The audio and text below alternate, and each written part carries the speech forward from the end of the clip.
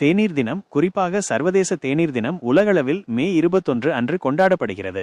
தேயிலையின் நீண்ட வரலாறு, அதன் கலாச்சார மற்றும் பொருளாதார முக்கியத்துவம், அத்துடன் தேயிலை உற்பத்தி மற்றும் வர்த்தகத்தில் ஈடுபட்டுள்ளவர்களின் நலன் ஆகியவற்றை முன்னிறுத்துவதற்காக இந்த நாள் அனுசரிக்கப்படுகிறது.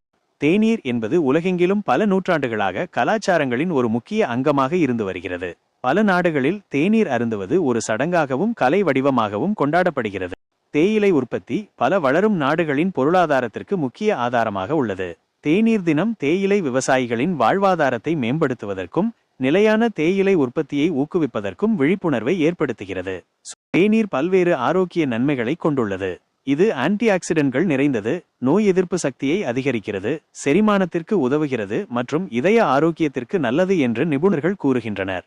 ஒரு டீ குடிக்கலாம் என்ற ஒரு வாக்கியமே பலரது வாழ்வில் நட்பு, பாசம் மற்றும் உறவுகளை தொடங்குகிறது. அலுவலகங்களில் தேநீர் இடைவேளை, நண்பர்களுடன் தேநீர் அருந்துவது என பல சமூக தருணங்களில் தேநீர் ஒரு முக்கிய பங்கு வகிக்கிறது. முன்னதாக தேயிலை உற்பத்தி செய்யும் சில நாடுகள், இந்தியா, இலங்கை, நேபாளம் உள்ளிட்டவை டிசம்பர் 15 அன்று சர்வதேச தேயிலை தினத்தை கொண்டாடின. ஆனால் 2019ஆம் ஆண்டில் ஐக்கிய நாடுகள் சபை மே 21 ஐ சர்வதேச தேநீர் தினமாக அதிகாரப்பூர்வமாக அறிவித்தது.